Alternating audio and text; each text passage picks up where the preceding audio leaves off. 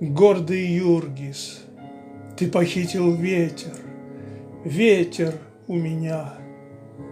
Ты подслушал и расслышал, как он шепчет нас, дразня, как свистит и шелестит он возле дрогнувшей листвы, возрастает, отвечая завыванием совы. Вдруг притихнет и забьется в круг единого листка. Над осиной вьется, вьется, дышит струйка ветерка. Чуть трепещет, лунно блещет зачарованный листок, и воздушен, и послушен, заколдован ветерок. Только слушает, как дышит шаткий лист среди осин, между самых-самых чутких на одной всего один.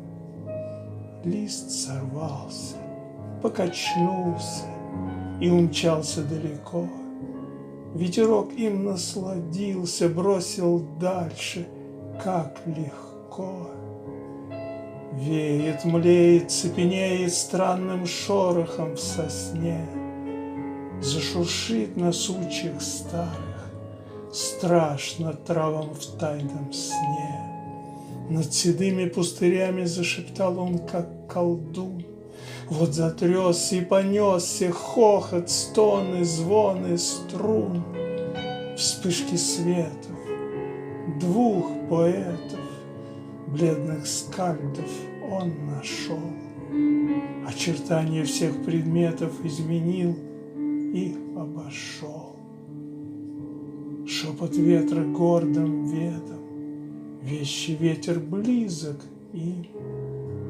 За зловещим тайным следом мы идем, и мы следим. То мы вместе, то мы порознь, затаимся меж кустов.